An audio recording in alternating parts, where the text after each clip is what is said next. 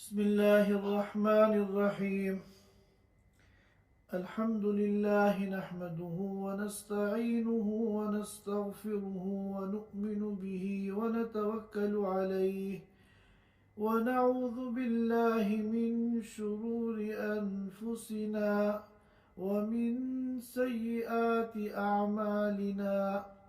من يهده الله فلا مضل له ومن يضلله فلا هادي له، ونشهد أن لا إله إلا الله وحده لا شريك له، ونشهد أن سيدنا وحبيبنا ومولانا محمدا عبده ورسوله صلى الله تعالى عليه وعلى آله وأصحابه وبارك وسلم تسليما كثيرا كثيرا.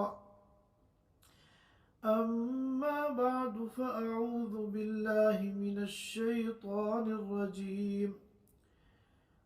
ولله على الناس حج البيت من استطاع إليه سبيلا ومن كفر فإن الله غني عن العالمين. صدق اللہ العظیم. حضرات سامعین کرام، پچھلے 2 جمعوں سے ہم لوگ حج کے مسائل پر گفتگو کر رہے ہیں. پچھلے جمعے پورے حج کا ایک اجمالی خاکہ شروع سے لے کے آخر تک آپ حضرات کے سامنے پیش کیا گیا تھا. آج کی اس مجلس میں چند حج اور عمرے کے متعلق اہم مسائل کو بیان کرنا ہے، اور اس کے بعد انشاءاللہ زیارت مدینہ کے آداب پر ہم گفتگو کریں گے. میں نے یہ بتایا تھا کہ بنیادی طور پر حج کی 3 قسمیں ہیں. حج افراد، جس میں میقات میں داخل ہونے سے پہلے حج کرنے والا صرف حج کا احرام باندھتا ہے اور حج سے پہلے وہ کوئی عمرہ نہیں کرتا. اور حج قران، جس میں حج سے پہلے میقات سے پہلے جب احرام باندھتا ہے تو حج اور عمرے دونوں کا ایک ساتھ احرام باندھتا ہے. چنانچہ مکہ مکرمہ پہنچنے کے بعد جب وہ عمرے سے فارغ ہوتا ہے تو عمرے کے بعد وہ احرام نہیں کھولتا. سعی سے فارغ ہونے کے بعد وہ بال نہیں منڈواتا، بلکہ احرام کی حالت میں باقی رہتا ہے یہاں تک کہ جب ایام حج آتے ہیں تو اسی احرام سے وہ حج کے ارکان اور مناسک کو ادا کرتا ہے. اور تیسری قسم جس کے بارے میں نے بتایا تھا کہ حجاج کی اکثریت حج کی اسی قسم کو ادا کرتی ہے، وہ حج تمتع ہے، جس میں حج کرنے والا میقات میں داخل ہونے سے پہلے صرف عمرے کا احرام باندھتا ہے. احرام میں صرف عمرے کی نیت کرتا ہے اور پھر مکہ مکرمہ آنے کے بعد عمرے سے فارغ ہونے کے بعد وہ احرام کھول دیتا ہے. سعی کے بعد وہ اپنے بال منڈواتا ہے اور پھر اس طرح احرام سے نکل جاتا ہے، اور پھر وہ نہا دھو کے سلے ہوئے کپڑے پہن لیتا ہے. احرام کی پابندیاں ختم ہو جاتی ہیں اور پھر وہ انتظار کرتا ہے ایام حج کا، یہاں تک کہ جب حج کے ایام آتے ہیں تو اب حج کا احرام یہ الگ سے باندھتا ہے. البتہ یہ بات ذہن میں رکھیں کہ حج کا احرام باندھنے کے لیے اس کو میقات نہیں جانا ہے یا حل مثلا تنعیم مسجد عائشہ نہیں جانا ہے، بلکہ مکے میں جس گھر میں، جس ہوٹل میں، جس کمرے میں وہ مقیم ہے، وہیں سے وہ احرام باندھ کر مینا کے لیے روانہ ہو جائے گا۔ تو ہم نے حج کی ان تینوں قسموں میں جو فوکس کیا تھا وہ حج تمتع پر کیا تھا، کیونکہ اکثریت وہ حج تمتع کرتی ہے۔ عمرہ حج تمتع میں چونکہ پہلے عمرہ کرنا ہے، تو عمرے کے جو افعال ہیں ایک نظر ہم ان پہ ڈال لیتے ہیں۔ عمرے کے اندر ایک تو شرط ہے اور وہ ہے احرام باندھنا۔ یہ احرام جو باندھا جاتا ہے یہ نہ عمرے کے ارکان اور فرائض میں سے ہے اور نہ حج کے ارکان اور فرائض میں سے ہے، بلکہ یہ حج اور عمرے کے لیے شرط ہے۔ اور شرط اور فرض اور رکن کا فرق آپ سمجھتے ہیں۔ جو عمل میں داخل ہو وہ فرض ہے، رکن ہے، اور جو عمل سے باہر ہو وہ شرط ہے۔ جیسا کہ وضو نماز کے لیے شرط ہے، وہ نماز کے باہر ہے۔ سجدہ نماز کا رکن ہے، فرض ہے، کیونکہ وہ نماز میں داخل ہے۔ تو معلوم ہوا کہ احرام جو ہم باندھتے ہیں یہ حج اور عمرے کے ارکان میں سے نہیں ہے، بلکہ حج اور عمرے کے لیے یہ شرط ہے۔ جس طرح وضو کے بغیر نماز نہیں ہوگی، شرط نہیں پائی گئی، اسی طرح احرام کے بغیر عمرہ یا حج نہیں ہوگا۔ اور ایک بات یہ بھی ذہن میں رکھیں کہ یہ جو دو چادریں ہوتی ہیں احرام کی ان دو چادروں کا پہننا یہ احرام نہیں ہے۔ احرام تو نیت اور تلبیہ کے مجموعے کا نام ہے۔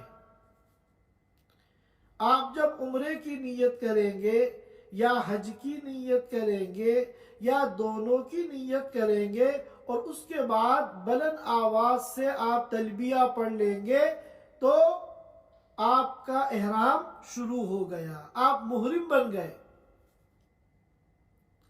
احرام کی دو چادریں آپ نے پہنی ہو یا نہ پہنی ہو، بس فرق یہ ہے کہ اگر آپ نے احرام کی، عمرے کی یا حج کی نیت کر کے تلبیہ کہہ دیا اور احرام کی چادریں آپ نے استعمال نہیں کی بلکہ سلے ہوئے کپڑے پہن رکھے ہیں، تو پھر آپ کے اوپر جنایت ہوگی، آپ کے اوپر جو ہے غرامہ آئے گا۔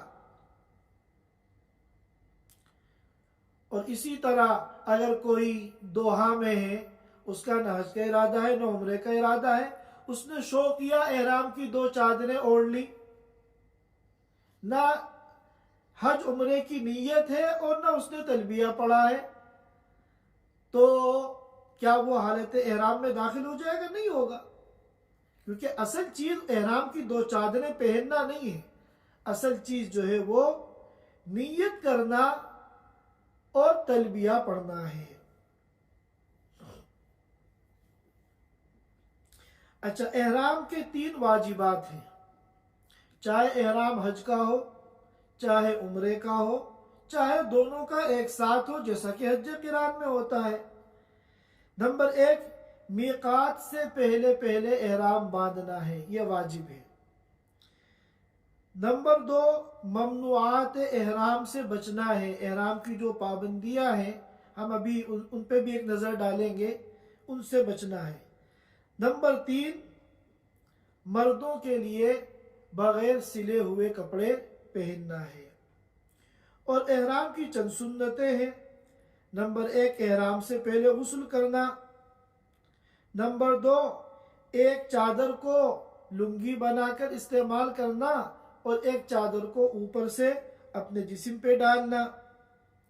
نمبر 3، 2 رکعت نفل ادا کرنا۔ یہ جو سنت الاحرام ہے، یہ جو کیا کہتے ہیں سنت الاحرام ہے، 2 رکعت نفل، یہ سنت ہے، ضروری نہیں ہے۔ ممکن ہے آپ نے کوئی فرض نماز پڑھی تو فرض نماز کے بعد اگر آپ نیت کر کے لبیک پڑھ لیں گے تو آپ کا احرام ہو جائے گا، آپ کا احرام صحیح ہو جائے گا۔ یہ 2 رکعت کوئی ضروری نہیں ہے۔ اسی طرح احرام جب آپ نے باندھ لیا اور آپ احرام کی حالت میں داخل ہو گئے تو سنت ہے کہ کثرت سے تلبیہ پڑھیں، چلتے پھرتے اٹھتے بیٹھتے کثرت سے تلبیہ پڑھیں۔ اور نمبر 5 سنت ہے بلند آواز سے پڑھنا، جہری آواز سے کہ دوسرے بھی سنیں، اس طرح پڑھنا یہ مستقل ایک سنت ہے۔ اور چند مستحبات ہیں، آداب ہیں کہ جو 2 چادریں استعمال کرنی ہے وہ دونوں صاف ستھری اور دھلی ہوئی ہوں، یا تو بالکل نہیں ہو، یا اگر پرانی ہے تو کم از کم دھلی ہوئی ہو، یہ مستحب ہے۔ اسی طرح چپل پہننا یہ مستحب ہے، کیونکہ بند جوتا پہننا منع ہے۔ تو اب اگر کوئی ننگے پیر جا رہا ہے تو ظاہر ہے کہ احرام کی پابندی کی وہ رعایت کر رہا ہے، لیکن مستحب یہ ہے کہ ایسی چپل پہنے کہ جس میں پیروں کی اوپر والی ہڈی کھلی ہوئی ہو۔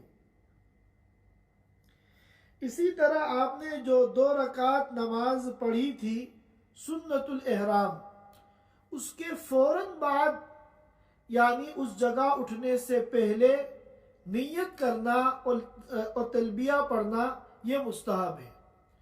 اور اگر آپ تھوڑی بہت تاخیر کریں گے، مثال کے طور پہ نماز سے فارغ ہو کے اٹھ گئے، سواری پہ بیٹھ گئے اور پھر آپ نیت کر کے تلبیہ پڑھ رہے ہیں تو آپ کی نیت صحیح ہو جائے گی، لیکن یہ خلاف اولا ہے۔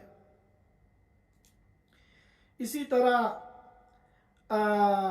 احرام میں داخل ہونے سے پہلے اپنے ناخن وغیرہ کاٹ لینا، مونچھیں وغیرہ بنا لینا، جسم کے زائد بال وغیرہ صاف کر لینا یہ بھی مستحب ہے۔ اور اسی طرح احرام میں داخل ہونے سے پہلے خوشبو لگانا، خاص طور پہ جسم پہ خوشبو لگانا یہ مستحب ہے۔ اور جب آپ احرام پہننے سے پہلے غسل کریں گے تو غسل کے بعد کنگھا کر لینا احرام میں داخل ہونے سے پہلے یہ بھی مستحب ہے۔ اور مردوں کے لیے مستحب ہے کہ احرام کی دونوں چادریں سفید رنگ کی ہوں، اگر وہ سفید کے علاوہ کسی اور رنگ کی ہے تو بھی جائز ہے، مگر وہ خلاف اولا ہے۔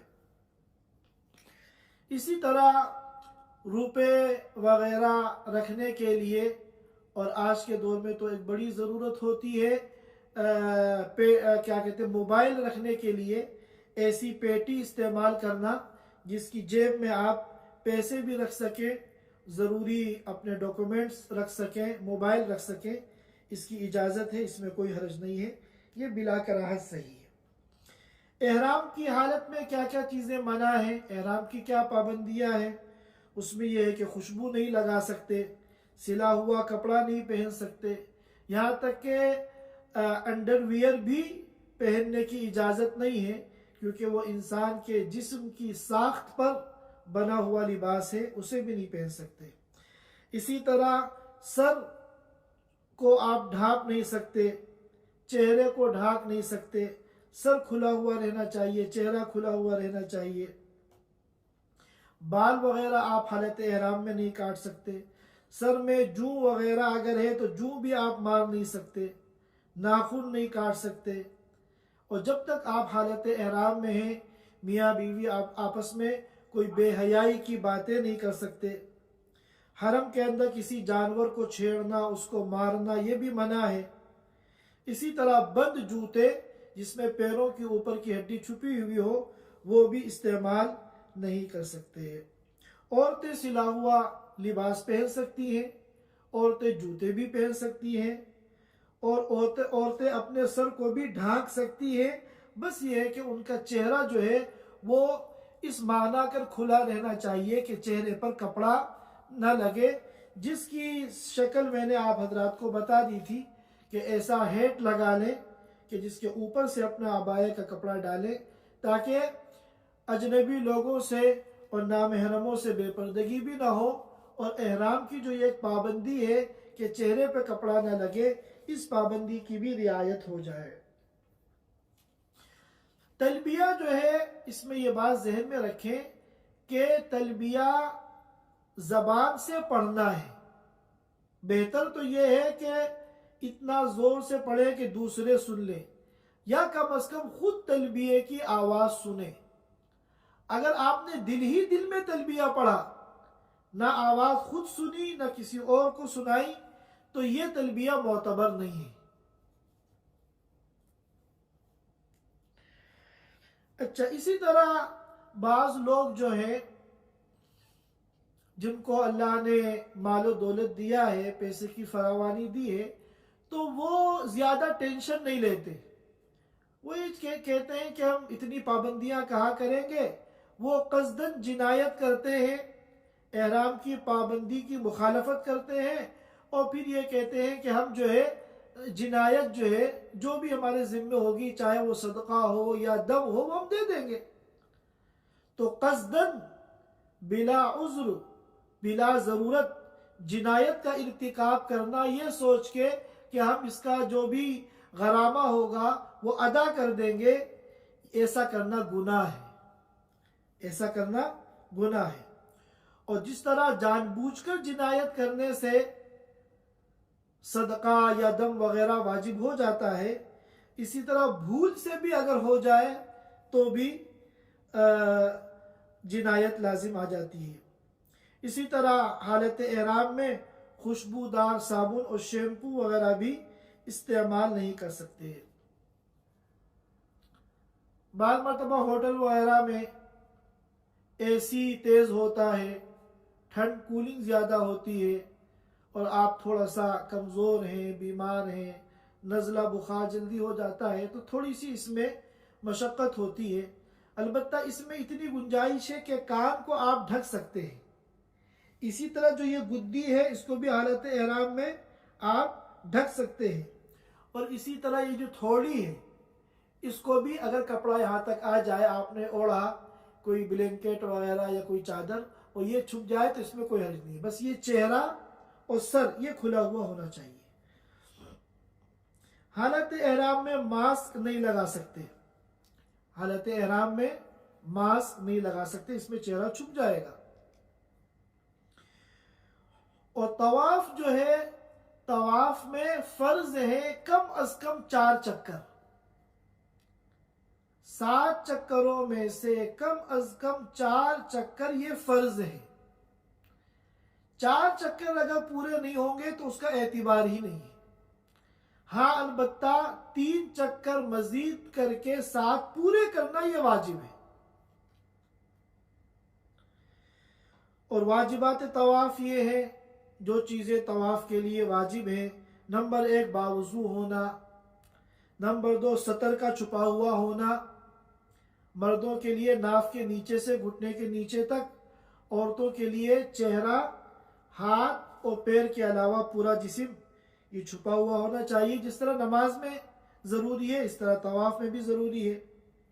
اسی طرح حجر اسود سے طواف کی ابتدا کرنا یہ بھی واجب ہے، اور دائیں طرف سے طواف شروع کرنا، اس طرح کہ بیت اللہ آپ کی بائیں جانب ہو، یہ بھی واجب ہے۔ اور طواف جو ہے پیدل کرنا یہ بھی واجب ہے۔ البتہ کوئی معذور ہے اور وہ پیدل چل نہیں سکتا، تو وہ ویل چیئر وغیرہ پر طواف اس کو کرایا جا سکتا ہے۔ لیکن جو پیدل طواف کرنے پہ قادر ہیں، اگر بلا عذر وہ کیا کہتے ہیں ویل چیئر پہ طواف کریں گے، تو اس میں ترک واجب لازم آئے گا، واجب چھوٹ جائے گا، کیونکہ بغیر عذر کے پیدل طواف کرنا یہ واجب ہے۔ اسی طرح میں نے بتایا تھا کہ 4 چکر تو فرض ہے، لیکن 7 پورے کرنا یہ واجب ہے۔ چند طواف کی سنتیں ہیں۔ جس طواف کے بعد آپ کو سعی کرنی ہے، چاہے وہ آپ عمرے کی سعی کر رہے ہوں یا آپ حج کی سعی کر رہے ہوں، تو اس طواف میں 2 مخصوص سنتیں ہیں۔ ایک تو استباع ہے۔ استباع آپ کو معلوم ہے کہ احرام کی چادر کو دائیں کندھے کے نیچے سے نکال کر بائیں کندھے کے اوپر ڈالنا، یہ تو کیا جائے گا طواف کے 7 چکر میں۔ البتہ جیسے ہی طواف ختم ہوگا، اب استباع کو ختم کر دینا ہے، نارمل طریقے سے چادر کو اوڑھ لینا ہے۔ بعض لوگ اس کے بعد بھی استباع کیے رہتے ہیں، یہاں تک کہ وہ مسعی چلے جاتے ہیں، سعی کے دوران بھی کتنے لوگ نظر آتے ہیں جو حالت استباء میں ہیں، یہ غلط ہے۔ اگر بے خیالی میں ہو گیا، بھول سے یاد نہیں آیا طواف کے بعد چادر کو صحیح سے اوڑھنا، تو مجبوری ہے، لیکن یہ ہے کہ اس کا اہتمام کرنا چاہیے کہ طواف جب ختم ہو جائے تو پھر آپ استباء کو ختم کر دیں اور نارمل طریقے سے دونوں کندھوں کے اوپر چادر ڈال دیں۔ اور دوسری جو سنت ہے وہ ہے رمل، اور وہ صرف طواف کے پہلے 3 چکروں کے اندر ہے کہ ہمیں تھوڑا سا دونوں کندھوں کو اچکاتے ہوئے چھوٹے چھوٹے قدموں سے تیز چلنا ہے، جیسا کہ پہلوان جب دنگل میں آتا ہے تو اپنے اندر انرجی پیدا کرنے کے لیے اور اپنے جسم کو تیار کرنے کے لیے وہ اس طرح کودتا ہے۔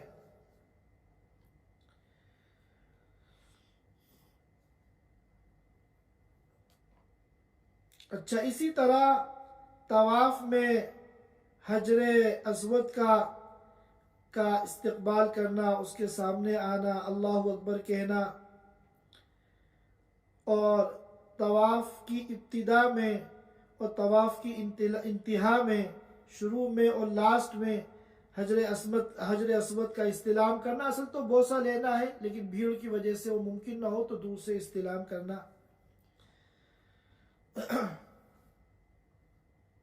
اور اگر کسی کو طواف کے چکروں میں شک ہو جائے، مثلا 3 چکر ہوئے یا 4 ہوئے، تو مسئلہ وہی ہے جیسا کہ نماز میں ہم نے بتایا تھا کہ اگر تعداد رکعات میں شک ہو جائے تو عقل کا اعتبار کیا جائے گا، تو اسی طرح طواف کے چکروں میں اگر ہمیں شک ہو جائے تو ہم اس شک میں جو کم عدد ہے اس کا اعتبار کریں گے۔ یہ شک ہوا کہ 3 ہوئے یا 4 ہوئے تو ہم 3 مان کر چلیں گے۔ یہ شک ہوا کہ 4 چکر ہوئے یا 5 ہو گئے تو ہم 4 مان کے چلیں گے۔ چند مکروہات ہیں طواف کے جو عام طور پر لوگوں کو معلوم نہیں ہوتے اور وہ ان کا خیال نہیں کرتے ہیں۔ طواف کے دوران ہاتھ اٹھا کر دعا کرنا، اسی طرح ہاتھ جوڑ کر دعا کرنا، اسی طرح رک کر دعا کرنا، اسی طرح بیت اللہ کو طواف کے دوران دیکھنا، یہ سب مکروہات طواف ہیں، اس سے طواف مکروہ ہو جاتا ہے۔ یہاں تک کہا ہے کہ اگر بیت اللہ کی طرف آپ اپنا رخ کر لیں گے طواف کے دوران اور اسی طرح طواف کریں گے تو آپ واپس اس جگہ آئیے جس جگہ سے آپ نے بیت اللہ کی طرف رخ کیا ہے، پھر وہاں سے دوبارہ طواف کو اسٹارٹ کیجیے۔ اچھا، سعی جو ہے یہ واجب ہے عمرے کے اندر بھی اور حج کے اندر بھی، لیکن جس طرح نفل طواف ہوتا ہے، جب بھی آپ مسجد حرام پہنچتے ہیں آپ کو موقع ملتا ہے آپ نفلی طواف کر لیتے ہیں، طواف کی نیت کر کے 7 چکر بیت اللہ کے لگا کے مقام ابراہیم کے پیچھے 2 رکعت نماز پڑھ کے آپ اس طرح نفلی طواف کر لیتے ہیں۔ اس طرح سعی جو ہے وہ نفلی نہیں ہے، سعی یہ تو عمرے میں ہوگی یا حج میں ہوگی، اس کے علاوہ سعی جو ہے مشروع نہیں ہے۔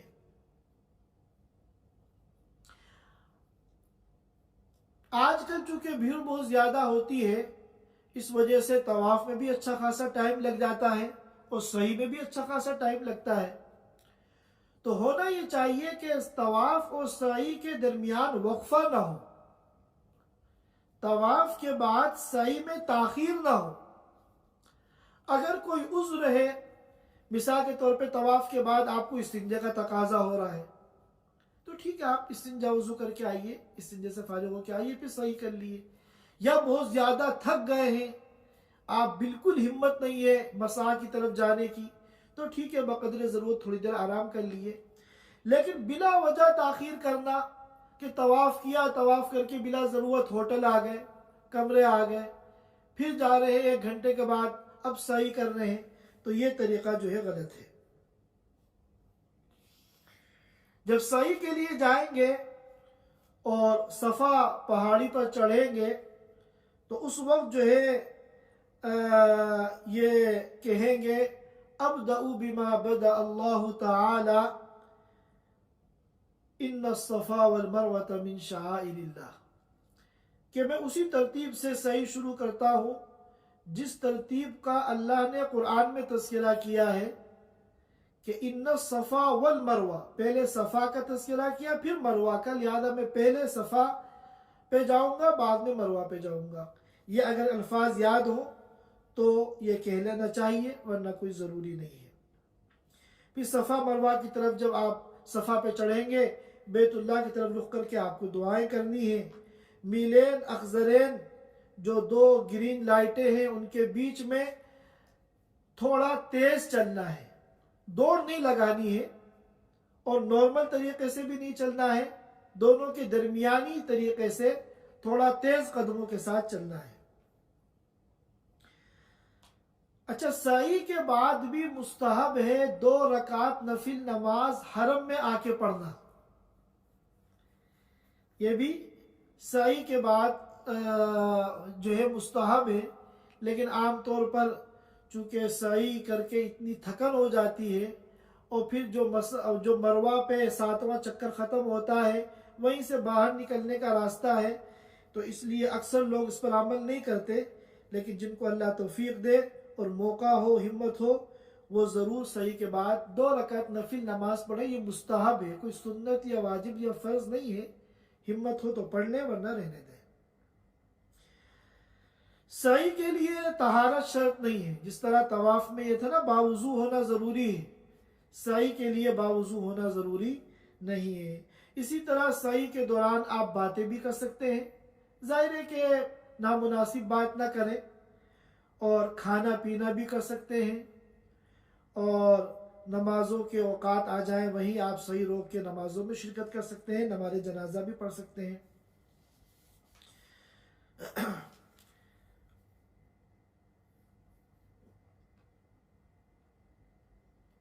طواف کے دوران اگر وضو ٹوٹ گیا تو مسئلہ میں نے بتایا تھا کہ 4 چکر پورے ہونے کے بعد اگر وضو ٹوٹا ہے تب تو آپ کو اختیار ہے، آپ وضو کر کے آئیے، یا تو اسی مابقیہ چکروں کو پورا کر لیے، 4 چکر ہو گئے تھے تو 3 چکر آپ پورے کر لیے، 5 ہو گئے تھے تو 2 چکر آپ مزید پورے کر لیے، اور ایک اختیار یہ ہے کہ آپ شروع سے بھی پورا طواف کر لیے، دونوں آپشن ہیں آپ کے لیے۔ لیکن اگر 4 چکر پورے ہونے سے پہلے وضو ٹوٹا ہے تو اب آپ کے پاس صرف ایک ہی آپشن ہے، اور وہ آپشن کیا ہے؟ وہ آپشن یہ ہے کہ آپ کو اثر نو پورا طواف کرنا ہے۔ یہ چند کچھ ضروری مسائل تھے جو میں یہ چاہ رہا تھا کہ آپ حضرات کے ذہن میں رہیں۔ اب ہمیں چند باتیں کرنی ہے زیارت مدینہ کے متعلق۔ مدینہ منورہ یہ مدینۃ الرسول صلی اللہ علیہ وسلم ہے، اللہ کے رسول صلی اللہ علیہ وسلم کا یہ شہر ہے۔ مدینہ کا نام پہلے یثرب تھا، چنانچہ قرآن میں بھی ایک موقع پر یہ لفظ استعمال ہوا ہے مدینہ کے لیے، لیکن بعد میں اللہ کے رسول صلی اللہ علیہ وسلم نے اس نام کو بدل کے مدینہ رکھ دیا، کیونکہ یثرب کے معنی کے اندر ذلت اور خاک آلودگی کا مفہوم پایا جاتا تھا، جو یقیناً اس مبارک شہر کے شایع نشان نہیں تھا۔ اس لیے اللہ کے رسول صلی اللہ علیہ وسلم نے اس کا نام بدل کے مدینہ رکھ دیا، اور ساری دنیا کے مسلمان جب بھی اس کا نام لیتے ہیں تو عظمت کے ساتھ اس کا نام لیتے ہیں، اور المدینۃ المنورہ اس کو کہا جاتا ہے۔ علامہ نور الدین نے وفاء الوفا فی اخبار دار المصطفیٰ اپنی کتاب کے اندر مدینے کے 94 نام ذکر کیے ہیں۔ یہ آپ کو پتا ہے کہ اہل عرب کی جس چیز میں دلچسپی زیادہ ہوتی تھی اتنے ہی اس کے نام عربی زبان کے اندر بڑھ جاتے تھے، چنانچہ وہ شراب کے شوقین تھے، شراب کے سینکڑوں نام ملتے ہیں عربی زبان میں۔ تو اسی طرح مدینہ منورہ کے بھی 94 ناموں کا تذکرہ وفاء الوفا فی اخبار دار المصطفیٰ میں علامہ نور الدین رحمۃ اللہ علیہ نے کیا ہے۔ یہاں ایک سوال یہ پیدا ہوتا ہے کہ مکہ مکرمہ افضل ہے یا مدینہ منورہ افضل ہے؟ تو اس میں تو پوری امت کا اتفاق ہے کہ مکہ اور مدینہ یہ ساری دنیا کے سارے شہروں سے افضل ہے۔ اس میں تو پوری امت کا اتفاق ہے۔ اب سوال یہ پیدا ہوتا ہے کہ ان دونوں میں کون افضل ہے؟ 1 نمبر پہ کون ہے اور 2 نمبر پہ کون ہے؟ تو اس میں اختلاف ہے۔ امام ابو حنیفہ رحمۃ اللہ علیہ اور امام شافعی رحمۃ اللہ علیہ اور امام احمد بن حنبل رحمۃ اللہ علیہ، یہ ائمہ ثلاثہ مکہ مکرمہ کو مدینے سے افضل قرار دیتے ہیں، اور امام مالک رحمۃ اللہ علیہ یہ مدینہ منورہ کو مکے سے افضل قرار دیتے ہیں۔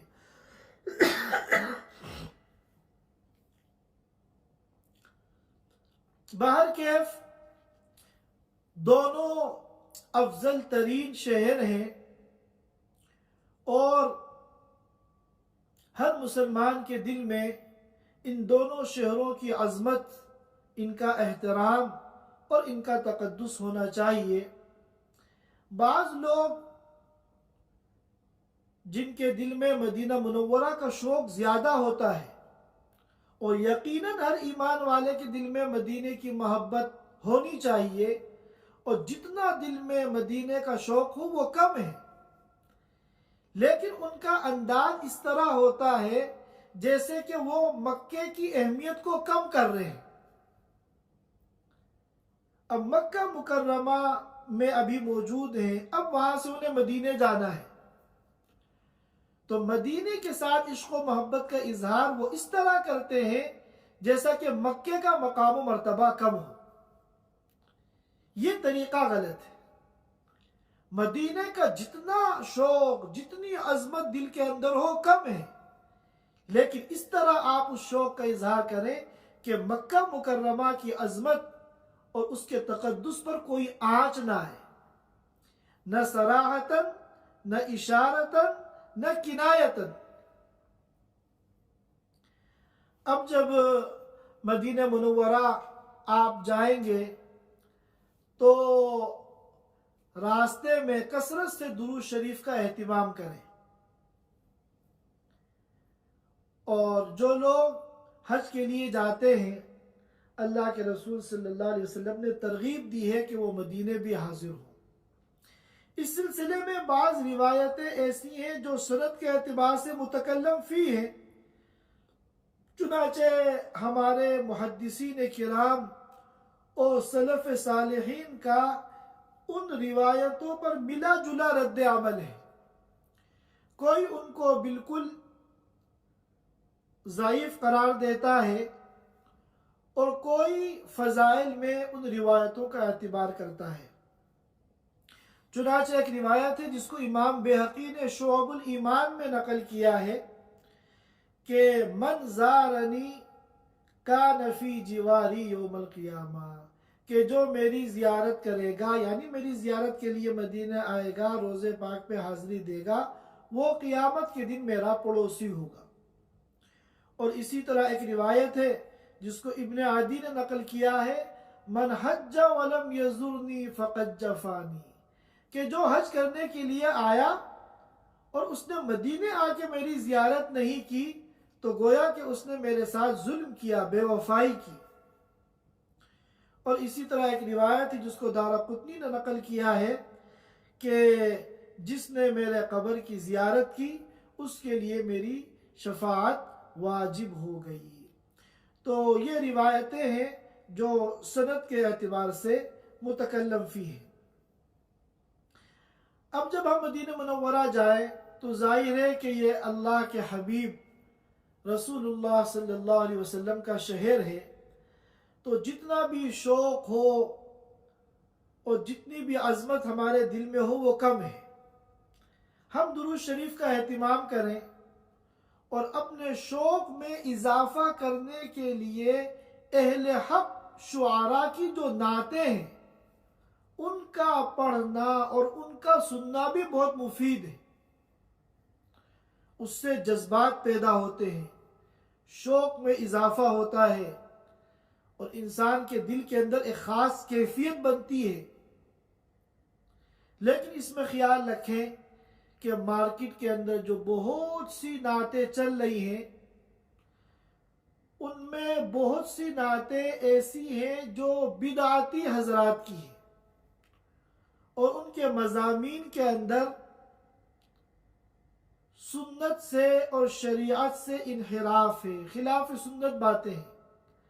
ظاہر ہے کہ ایسی نعتوں سے بچنا چاہیے، کیونکہ ہمارا پورا جو یہ سفر ہے اگر سنت کی پٹری سے ذرا سا بھی ہٹے گا تو ہمارا سارا اجر غارت ہو جائے گا. اس لیے ہمیں ہر مرحلے میں ہر لمحے میں اپنے جذبات کو قابو میں رکھنا ہے اور شریعت کے دائرے سے باہر نہیں نکلنا ہے اور سنت کی پٹری پر رہنا ہے، سنت کی پٹری سے نہیں اترنا ہے. چنانچہ وہاں جانے کے بعد بھی کوئی بھی ایسا عمل ہم تو اظہار محبت میں، اظہار عشق میں، حب نبی میں کر رہے ہیں، لیکن وہ اللہ کے رسول کی تعلیمات کے خلاف ہے، اللہ تعالیٰ کی مرضی کے خلاف ہے. تو چاہے کتنا اچھا ہم محبت کا اور عشق کا لیول اس پہ لگا دیں، اگر وہ اللہ کے رسول کے طریقے کے خلاف ہے تو وہ عمل غلط ہے. اس لیے ہر کام کو سوچ سمجھ کے کرنا ہے. جب مدینہ منورہ میں داخل ہونے لگے تو اس وقت یہ دعا پڑھیں، اللہم ھذا حرم نبیک فاجعلہ لی وقایۃ من النار وامانا من العذاب وسوء الحساب. یہ دعا پڑھ کر آپ مدینہ منورہ میں داخل ہوں. مسند احمد کے اندر ایک روایت ہے کہ اللہ کے رسول صلی اللہ علیہ وسلم نے فرمایا کہ جس نے میری اس مسجد میں یعنی مسجد نبوی میں 40 فرض نمازیں اس طرح پڑھی کہ بیچ میں کوئی نماز چھٹی نہیں، تو اس کو 3 پروانے دیے جائیں گے. نمبر 1، جہنم سے آزادی کا پروانہ اسے دیا جائے گا. نمبر 2، عذاب سے آزادی اور براءت کا پروانہ اسے دیا جائے گا. نمبر 3، نفاق سے براءت کا پروانہ اسے دیا جائے گا. جہنم کی آگ سے وہ محفوظ رہے گا اور عذاب سے محفوظ رہے گا اور نفاق سے محفوظ رہے گا. ظاہر ہے کہ 40 نمازیں جب ہوں گی جب کم از کم ہم 8 دن مدینہ منورہ میں پورے رہیں، کیونکہ روزانہ 5 فرض نمازیں ہیں، تو جب 5 کو ہم 8 میں تقسیم کریں گے تب جا کے وہ 40 نمازیں بنیں گی. عام طور پر ایسا ہوتا ہے کہ پورے 8 دن کے لیے لے کے جاتے ہیں، تو ظاہر ہے آنے جانے میں تو ایک آدھ نماز چھوٹ جاتی ہے تو پوری 40 نمازیں نہیں ہو پاتی. اور بعض لوگ تو 7 دن 6 دن 4 دن کے لیے لے کے جاتے ہیں، تو ان کی مجبوری ہے. لیکن جن کو اللہ موقع دے کہ پورے 8 دن ان کو مدینہ منورہ میں اس طرح مل جائے کہ 40 نمازیں پابندی کے ساتھ وہ مسجد نبوی میں پڑھیں، تو یہ 3 اتنے بڑے بڑے انعامات اور اعزازات اللہ کی طرف سے اس کو دیے جائیں گے. اور اسی طرح آپ صلی اللہ علیہ وسلم نے دعا کی تھی مدینہ منورہ کے بارے میں. بخاری شریف کے اندر وہ روایت موجود ہے. آپ نے فرمایا تھا کہ اے اللہ جتنی برکت تو نے مکے میں نازل فرمائی ہے اس کی دگنی قیمت، اس سے دگنی جو ہے برکت آپ مدینے میں نازل فرما. اب ظاہر ہے کہ اللہ کے رسول کی یہ دعا ہے، اس کی قبولیت میں کوئی شک نہیں کیا جا سکتا. اور اسی طرح मस्जिद नबवी में नमाज पढ़ने का सवाब रिवायतों में बयान किया गया है कि 1000 नमाजों के बराबर है। मस्जिद हराम में तो एक नमाज का सवाब 1,00,000 के बराबर है, लेकिन मस्जिद नबवी में 1000 नमाजों के बराबर है। इसी तरह मदीना मुनव्वरा के क़ियाम के दौरान कि ये मदीनतुर रसूल है और यहाँ के जो रहने वाले हैं ये हमारे नबी के शहर के रहने वाले हैं, लिहाजा गाली गुलूच करना, लड़ाई करना, ज़रा सी बात पे बहस करना, जिस ट्रेवल के ज़रिए आप वहाँ पहुँच रहे हैं और जिन फैसिलिटी का उन्होंने वादा किया है उन फैसिलिटी में अगर कुछ आगे पीछे हो जाता है तो आस्तीन चढ़ा के मुअल्लिम के लोगों से और वहाँ के ज़िम्मेदारों से लड़ना, ये सब चीज़ें इंतहाई नुकसानदेह हैं। अल्लाह के रसूल सल्लल्लाहु अलैहि वसल्लम ने फरमाया, मुस्लिम शरीफ के अंदर रिवायत है कि जो मदीने के क़ियाम में किसी तकलीफ पर सब्र करेगा, क़ियामत के दिन मैं उसका शफी बनूंगा। लिहाजा होटल में या खाने पीने में अगर कहीं ऊंच नीच हो जाए तो अल्लाह के लिए सब्र करें कि इस तकलीफ पर अगर हमने सब्र कर लिया तो अल्लाह के रसूल सल्लल्लाहु अलैहि वसल्लम फरमाते हैं कि क़ियामत के दिन मैं शफाअत करूंगा। बहुत बड़ी फजीलत है।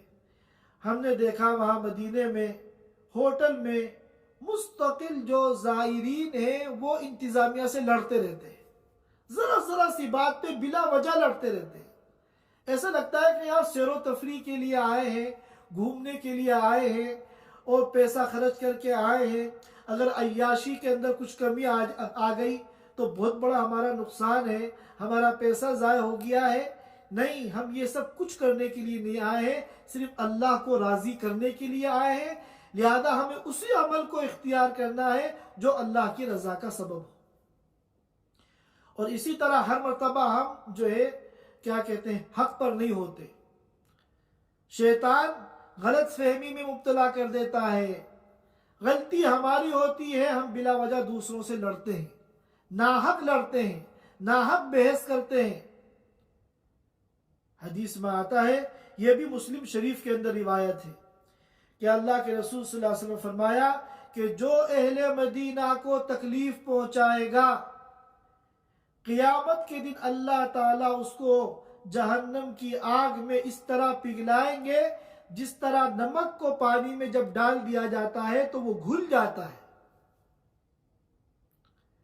तो वहां के क़ियाम के दौरान किसी भी किस्म की लड़ाई, बहस बाजी, गालम गुलूच ये सब नहीं करना चाहिए, बल्कि ये समझ कर कि ये अल्लाह के रसूल का शहर है, हर मौके पर अदब व एहतराम का लिहाज रखना चाहिए।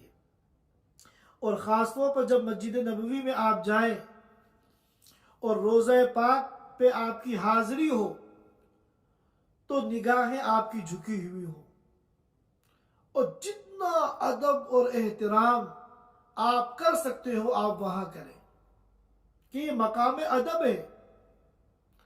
सहाबा किराम को तो आवाज तक ऊंची करने से मना कर दिया गया था और बहुत सख्त वईदें कुरान पाक के अंदर आई थी। आज वहां पर जो तूफान बदतमीजी बर्पा किया जाता है, बड़ा अफसोस होता है। ये जो मोबाइल है और ये जो मोबाइल की लानत है, इसका सबसे ज्यादा एहसास उस जगह होता है। बजाय इसके कि मोबाइल को आप जेब में रखें, निगाहें झुकाएं, अदब व एहतराम के साथ सलातो सलाम पढ़ते हुए आप वहां से गुजरें, सब मोबाइल में सेल्फियां बनाते रहते हैं। और उससे बड़ा जुल्म ये करते हैं कि वीडियो कॉल कर लेते हैं अपने घर वालों की और वीडियो कॉल करके लाइव उनको दिखाते हैं कि हम रोजे पाक पे जा रहे हैं। और उससे बड़ा जुल्म ये होता है कि वीडियो कॉल पे नामहरम औरतें होती हैं, उनकी माएं, बहनें, बेटियां, बीवियां होती हैं और उनका चेहरा जो है बिल्कुल सामने हर एक को नजर आता है। ظاہر ہے کہ یہ انتہائی نامعقول حرکت ہے اور بہت بڑا جرم ہے اور بہت بڑا گناہ ہے. وہاں پر انتہائی ادب و احترام کے ساتھ جب اللہ کے رسول صلی اللہ علیہ وسلم کی روزے کی جالی آئے تو آپ وہاں پر کوئی گستاخی نہ کریں، اس کو چھونے کی، اس کو چومنے کی کوشش نہ کریں، وہاں پر جھکنے کی کوشش نہ کریں، وہاں سجدہ کرنے کی کوشش نہ کریں، کیونکہ سجدہ صرف اللہ کے لیے کیا جاتا ہے اور رکوع صرف اللہ کے سامنے کیا جائے گا. جو لوگ یہ کام وہاں کرنے کی کوشش کرتے ہیں، گرچہ وہاں لوگ کرنے نہیں دیتے، وہاں انتظامیہ موجود ہوتی ہے، یہ شرک ہے، بہت بڑا گناہ ہے، جرم ہے. اور ہمیں جب روزہ پاک کی جالی کے سامنے آئے تو انتہائی ادب اور احترام کے ساتھ صلاۃ و سلام پڑھیں. الصلاۃ والسلام علیک یا رسول اللہ، الصلاۃ والسلام علیک یا حبیب اللہ، الصلاۃ والسلام علیک یا خیر خلق اللہ. اور بھی الفاظ علماء نے، سلف صالحین نے نقل کیے ہیں اس موقع پر پڑھنے کے لیے، لیکن وہاں جو انتظامیہ کے اور پولیس کے لوگ ہوتے ہیں وہ اتنی دیر کھڑے ہونے نہیں دیتے اور آگے جو ہے بڑھا دیتے ہیں. ایک قدم آگے بڑھیں گے تو حضرت ابو بکر صدیق رضی اللہ تعالیٰ عنہ کی قبر کی جالی آئے گی، وہاں ان کو سلام کریں، السلام علیک یا خلیفۃ رسول اللہ. پھر ایک قدم آگے بڑھیں گے، حضرت عمر رضی اللہ تعالیٰ عنہ کے روزے کی جالی آئے گی، وہاں ان کو سلام کریں، السلام علیک یا امیر المومنین. اور پھر وہاں تو بھیڑ ہوتی ہے، ہٹو بچو ہوتا ہے اور پولیس والے بھی رکنے نہیں دیتے. وہاں سے آگے نکل کر اگر دعا کرنی ہے آپ کو تو آپ قبلے کی طرف رخ کر کے دعا کریں. روزہ پاک کی طرف رخ کر کے دعا کرنا یہ منع ہے، کیونکہ ہم اگر دعا جہاں بھی کریں گے مانگنا ہمیں اللہ سے ہے. لہذا قبلے آگے نکل کے، باہر نکل کے، جہاں سکون کی جگہ ہو آپ قبلے کی طرف منہ کر کے آپ دعا کر سکتے ہیں. اللہ تعالی ہم سب کو حرمین کی قدردانی کی توفیق عطا فرمائے، آداب حرمین کی رعایت کرنے کی توفیق عطا فرمائے، اور اللہ تعالیٰ اپنی مرضی کے مطابق، اپنی منشا کے مطابق، اپنے حبیب رسول اللہ صلی اللہ علیہ وسلم کے طریقے کے مطابق ہمیں حج کی، عمرے کی اور زیارت حرمین کی توفیق عطا فرمائے. وآخر دعوانا ان الحمدللہ رب العالمین. Thanks for watching. Don't forget to like, comment, share and subscribe to Al Wahid channel.